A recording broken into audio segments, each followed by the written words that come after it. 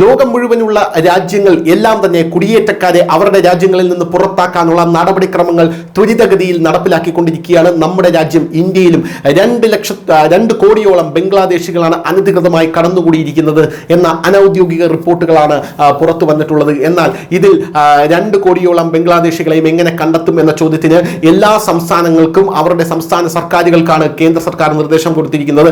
ഇതിൽ തന്നെ ഡൽഹിയിൽ വലിയ രീതിയിലുള്ള മാസീവായിട്ടുള്ള ഒരു ഡ്രൈവ് നടന്നിരുന്നു. നമ്മളത് റിപ്പോർട്ട് ചെയ്തതാണ്. ഡൽഹി ലഫ്റ്റനന്റ് ഗവർണർ സക്സേനയുടെ നിർദ്ദേശപ്രകാരമാണ് ഇത് നടന്നിരുന്നത്. ഉത്തർപ്രദേശിൽ നടക്കുന്നു. വടക്ക് കിഴക്കൻ സംസ്ഥാനങ്ങളിലെല്ലാം തന്നെ ബംഗ്ലാദേശികളെ പിടിച്ചു പുറത്താക്കുന്ന കാഴ്ച ഒരു നിരന്തര സംഭവമായി മാറിക്കൊണ്ടിരിക്കുകയാണ്.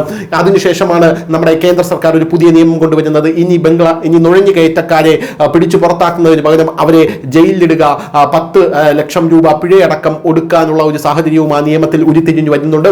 എന്ന് തന്നെയാണെങ്കിലും ഇപ്പോൾ ലഭിക്കുന്ന പ്രധാനപ്പെട്ട ഒരു വാർത്ത, രാജസ്ഥാനിൽ അജ്മീർ ദർഗ കേന്ദ്രീകരിച്ച് ഇപ്പോൾ വലിയ രീതിയിലുള്ള റെയ്ഡ് നടന്നിരിക്കുന്നു എന്നുള്ളതാണ്. നമുക്കറിയാം, ഡൊണാൾഡ് ട്രംപ് അമേരിക്കയിൽ അനധികൃത കുടിയേറ്റക്കാരെ പിടിക്കാനായി വലിയ രീതിയിൽ ആരാധനാലയങ്ങൾ റെയ്ഡ് ചെയ്യുന്ന ഒരു കാഴ്ചയുണ്ടായിരുന്നു. സമാനമായിട്ടുള്ള പാതയിലാണ് ഇന്ത്യയും പോകുന്നത്. ഇപ്പോൾ പല ആരാധനാലയങ്ങളും രാജ്യത്തുടനീളം റെയ്ഡ് ചെയ്യുകയാണ്. കാരണം ഇല്ലീഗൽ ബംഗ്ലാദേശികൾ, അതായത് അനധികൃത ബംഗ്ലാദേശികളെ ഈ സ്ഥലത്ത്, അതായത് ആരാധനാലയങ്ങളിൽ പാർപ്പിക്കുന്ന ഒരു സാഹചര്യമുണ്ട്. ആരാധനാലയങ്ങൾ സുരക്ഷിതമാണ് എന്ന് കരുതി ആരാധനാലയങ്ങളിലേക്ക് പല സാമൂഹ്യ വിരുദ്ധരും മതമൗലികവാദികളും മാറ്റുന്ന ഒരു കാഴ്ചയാണ് കാണാനായിട്ട് സാധിക്കുന്നത്. വ്യക്തമായ റിപ്പോർട്ടിൻ പ്രകാരം ബംഗ്ലാദേശികളെയും നുഴഞ്ഞു കയറ്റക്കാർക്കും ജില്ലാ പോലീസിന്റെ പ്രത്യേക ടാസ്ക് ഫോഴ്സ് ആണ് നടപടി തുടരുന്നത് എന്നാണ് മനസ്സിലാകുന്നത്.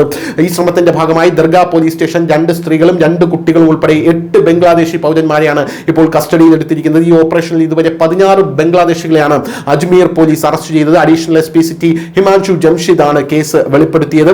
പോരാത്തതിന് അനധികൃത ബംഗ്ലാദേശികളെയും നുഴഞ്ഞു കയറ്റക്കാരെയും തിരിച്ചറിഞ്ഞ് പുറത്താക്കാൻ പോലീസ് ആസ്ഥാനം നിർദ്ദേശം നൽകിയതായും ജംഗിഡ് പറയുന്നുണ്ട്. അജ്മീർ SP വനിത റാണയുടെ നിർദ്ദേശപ്രകാരം ദർഗ പോലീസ് സ്റ്റേഷനിൽ ഒരു പ്രത്യേക സംഘം രൂപീകരിച്ചു. അവർ സജീവമായി ഇതിനു ചുറ്റും പ്രവർത്തനങ്ങൾ നടത്തുന്നുണ്ട് എന്നാണ് മനസ്സിലാവുന്നത്. ദർഗ പ്രദേശത്ത് അനധികൃതമായി താമസിക്കുന്ന ബംഗ്ലാദേശി പൗരന്മാരെ കസ്റ്റഡിയിലെടുക്കാൻ ജില്ലാ പോലീസും മറ്റ് ഏജൻസികളും കനത്ത ജാഗ്രതയോടുകൂടിയും ജാഗരൂകരമായിട്ടാണ് ഇരിക്കുന്നത്. പ്രദേശത്തെ സംശയാസ്പദമായ വ്യക്തികളെ ചോദ്യം ചെയ്തു വരികയാണ്. അവർ നിയമവിരുദ്ധമായി അതിർത്തി കടന്ന് ദർഗ പ്രദേശത്ത് സ്ഥിരതാമസമാക്കുന്നതിന് മുമ്പ് വിവിധ സ്ഥലങ്ങളിൽ താമസിച്ചിരുന്നതായി അവർ സമ്മതിക്കുന്നുണ്ട്. എന്നാൽ അവർ അവിടെ എന്ത് പ്രവർത്തനങ്ങളാണ് നടത്തിയിരുന്നത് എന്നുള്ളതാണ് ഇനി പോലീസ് അന്വേഷിച്ച് കണ്ടുപിടിക്കേണ്ടത്. ഈ ഓപ്പറേഷനിൽ ജസോർ ജില്ലയിലെ മുഹമ്മദ് റാണ ഭാര്യ സപ്ന, കുൽക്കന ജില്ലയിലെ മഹിദുള്ളിന്റെ ഭാര്യ സൽമ, ഗയാസുദ്ദീന്റെ മകൻ യാസിൻ ഖാൻ, ജസോർ ജില്ലയിലെ ഷക്കൂർ അലി, ഇമോൻ ഷെയ്ഖ് എന്നിവരെയും പിടികൂടിയിട്ടുണ്ട്. അതാണ് ആ പിടികൂടിയ ബംഗ്ലാദേശികളുടെ ഏകദേശം പേര്. അവരെല്ലാം ദർഗ പ്രദേശത്ത് വർഷങ്ങളായി താമസിക്കുകയാണ് എന്നാണ് അവകാശപ്പെടുന്നത്. ഒരേ കുടുംബത്തിലെ അംഗങ്ങളാണ്. ഈ ക്യാമ്പയിനിൽ ആകപ്പാടെ 16 ബംഗ്ലാദേശികളാണ് ഇപ്പോൾ അറസ്റ്റ് ചെയ്തിരിക്കുന്നത്.